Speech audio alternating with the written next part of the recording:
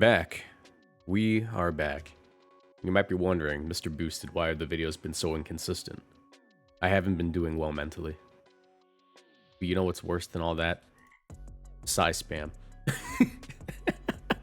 Sigh spam was not only first, but it was also second in this tournament. You know, when I thought life couldn't get worse, Sigh spam wins a tournament.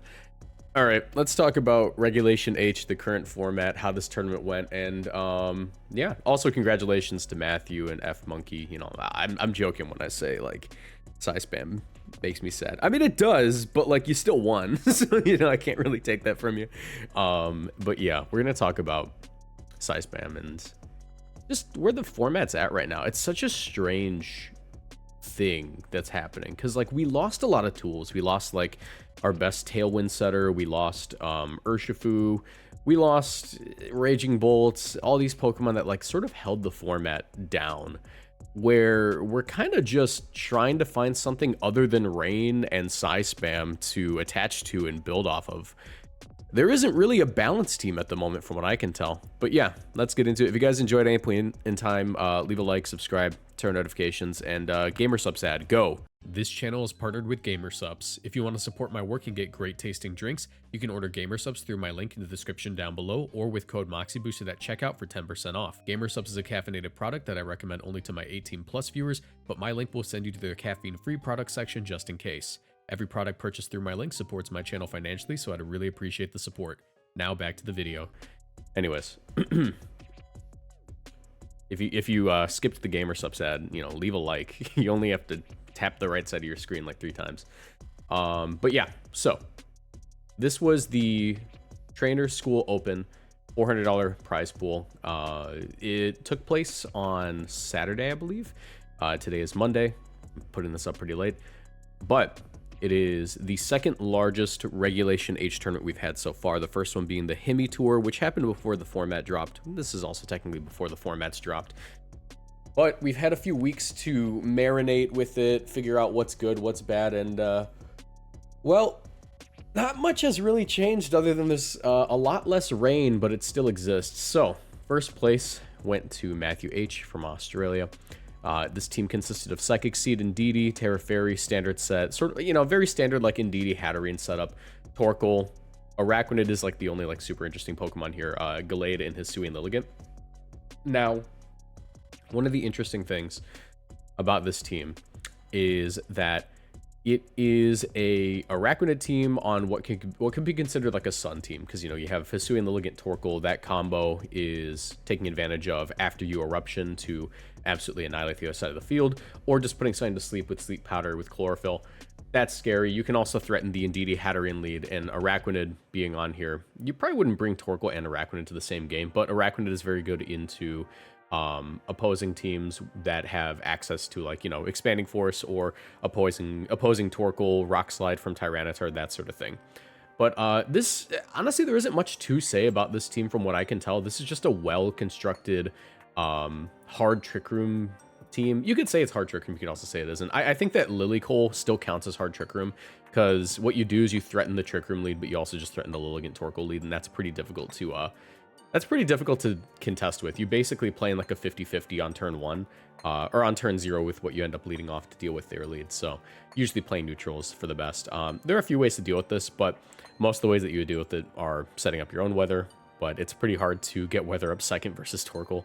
But yeah, this team is something that I'm sure you're familiar with. The way that it would typically play is you either lead the Hisui and Lilligant and Torkoal, you threaten the, you know, Eruption thing, or you can lead off with like Indeedee Hatterene, go for Follow Me, Trick Room, spam Expanding Force, or even go with Gallade and Indeedee, or Gallade and Hatterene, and you have probably Gallade and Indeedee actually, and you have Follow Me plus Trick Room on that guy.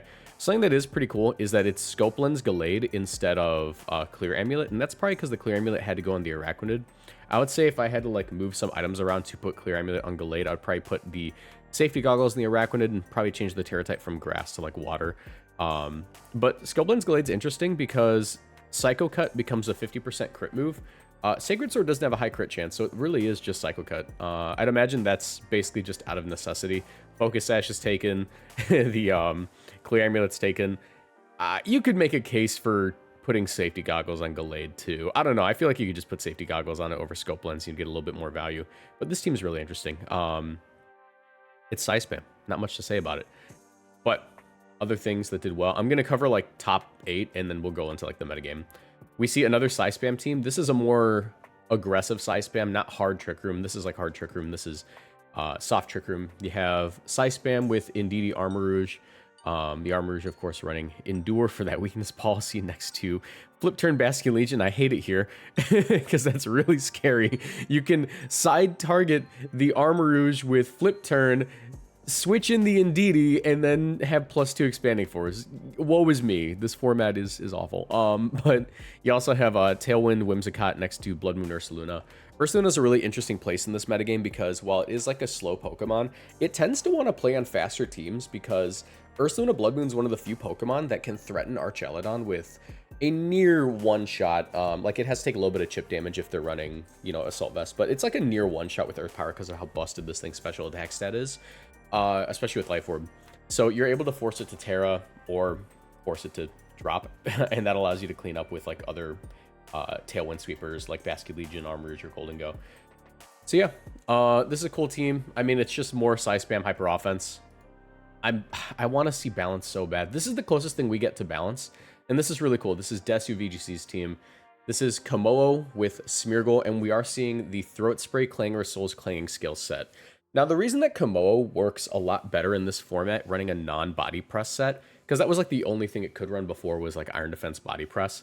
The reason it can do Clangor Soul now is because there aren't a lot of fairy types now, and like Komodo being able to click Clangor Soul clanging skills for +2 onto everything is really scary when there are very few fairy types in the format to switch in on it. Obviously, you could wide guard it, but clanging skills isn't a weak move, and Komodo has a really high special attack set that a lot of people don't recognize because you're so used to seeing the attack stat get used, or the defense stat even.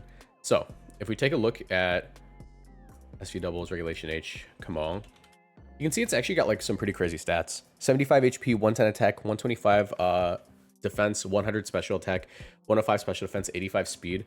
Keep in mind that Clangor Soul gives you an Omni boost at the cost of 33% of your health. So with a Pokemon like, you know, Sinistcha with Rage Powder or Follow Me Smeargle, it's really easy to get that off. So you're able to go for that Clangor Soul, have +2 on your clanging skills, and like let's say you just hit like a special attack bump, like you hit 140. Oh, I didn't put Modest Nature. Let's say you're running like a Modest Nature and you just hit like a middling special attack bump, like here a 156 is 154, and you pop that thing in the damage calculator, right? Komodo, you put 156 Modest, and you have +2. Your Clangor Soul hits things for pretty hard. Let's go with like a Rillaboom, for example, like Assault Vest Rillaboom. Your spread clanging skills is doing 43 to 51%, and if they're not running the Assault Vest, which less and less are running now because the Miracle Seed seems to be like the preferred item, you are getting a pretty clean 2-shot on that thing. Granted, you are lowering your defense, but with the initial defense boost of Clangor Soul, it doesn't really matter too much. And of course, with Sinistcha, you're able to heal this guy up, and Sinnoh is able to provide some defensive play by going for Fake Out and lowering the opponent's attack stats. And yeah, and you also have, you know, Torkoal with Clear Smog to deal with Dondozo, and Sinistcha I would say is also a really good Dondozo answer, which this team otherwise wouldn't be able to deal with very well. So I very much appreciate this team. That's one of the cooler teams that we see here. And of course we have Dondozo. There is not much to cover here with Jacko's team. It is Unaware Leftovers Dondozo with Protect, Wave Crash, Order Up Beyond, Focus Sash Tatsugiri, Metal Coat Golden Go, Talonflame Glamora, and Rillaboom. This is a Dondozo team through and through. We knew this team would exist before the format even dropped. We said this will be the team that people will run if they want to run Dondozo. You click Talonflame and Glamora lead, or Golden Go and Talonflame lead, or Rillaboom and Glamora lead, or Rillaboom and Golden Go lead, and then you have Dozogiri in the back, and you play it like that. It is exactly what you think it is. And then we have Archrain, of course, Jonah TV's team. This is probably like the most common team on the ladder at the moment. Archelodon, Golden Go, Basket Legion, Rillaboom, Amoonguss, Pelipper. I think one of the things that we see with this format as it goes on is I was kind of right with my Palafin take. I don't think Palafin's going to be the best Pokemon of the format. Slowly but surely, we are you know, transitioning our water types to be something else, like you know, a Dondozo or a Gyarados or a Milotic or even a Primarina. Primarina's been pretty good too. I just don't see it being the best, but yeah. Closest thing we have to like a balanced team other than this Komoa team, because that's not really balanced. It's like 4 Mons supporting 2 hyper offensive Mons. I would say that we have 2 contenders for that, and that's this team from Olimac VGC that uses Clear Amulet, Paldean Tauros, Assault Vest, Rillaboom, King Gambit, Dragapult, Primarina, and Vivillon, and that's really cool. Once again, we see dragon type moves being a lot more useful in this format than they were in previous formats, because Choice Band Dragapult's able to click Clear Body, Terra Dragon, Dragon Darts, and deal tons of damage to the opponent without having to worry about a switch in, unless the opponent has like a Primarina or a Sylveon, since those are the only 2 real fairy types in the format. We also see Paldean Tauros running Clear Amulet Terra Grass with Sunny Day, which is really, really cool tech. That's actually going to be really nice into the Pelipper Archaludon teams, because you're able to click Sunny Day, remove the immediate threat of Electroshot, and force them to have to switch out. On top of that, Hurricane becomes 50% accurate in Sun, so you actually have a really solid chance of not even have to deal with that. And you threaten close combat and Flare Blitz and everything. So that's actually like really, really incredible tech in my opinion. And of course, Vivillon's super interesting here, because Vivillon's able to be a Friend Guard Focus Sash Pokemon with access to support moves like Rage Powder and Tailwind, as well as Sleep Powder. And while you might think that Pollen Puff is a supportive move, you have to keep in mind that Vivillon is a bug type, which a lot of people forget. Pollen Puff might be the best move in the game. It has 90 base power and 100% accuracy, and if you hit a partner, it is 50% of that partner's health healed. So compare that to Bug Buzz, a 90 base power move that can lower your special defense and just hits through, like, you know, Substitute and stuff. I would run Pollen Puff over Bug Buzz any day. I don't care about Substitute. I can heal my partner and deal tons of damage. That's crazy. And Vivillon special attack, that's okay. I mean, like 90s, whatever, especially if you're running Focus Sash. You can just go like Timid or Modest and Max. So that's really cool. And then in 8th, we have our only Tyranitar. Tyranitar's pretty interesting. I mean, Clear Amulet, Terra Dragon, Dragon Dance next to Volcarona.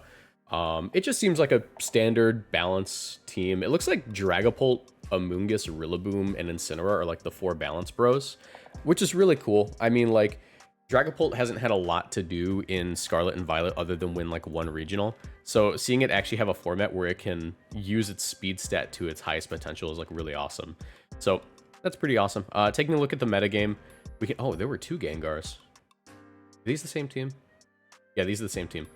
That's really cool. But taking a look at the metagame, we can see that the combined metagame between all the phases, there were 181 Rillaboom, 153 Incineroar, and 152 Goldengo, 112 Pelipper, 109 Archaludon, 98 Amoonguss, 81 Basculegion. And honestly, if you just go 1, 2, 3, 4, 5, 6, and then like swap out either Rillaboom or Incineroar, or like you choose one of these 2 grass types, right? These top 7 choose one of these 2 grass types, you have a Rain team. Which goes to show that Rain is probably the easiest team to pick up at the moment, but the hardest team to like outplay another person, because you're going to be playing a lot of Rain Mirrors. In my opinion, this is a really cool format, but I really hate playing Rain Mirrors every single time I load it up. It's like all Rain. I don't think Rain's unbeatable. Obviously, Rain didn't even win this tournament, but the fact that we have to choose between what feels like Rain, Mouse Ape, Dondozo, or Hard Trick Room with Size Spam, like those 4, those are like my 4 least favorite ways to play the game. And they're like the 4 best teams at the moment.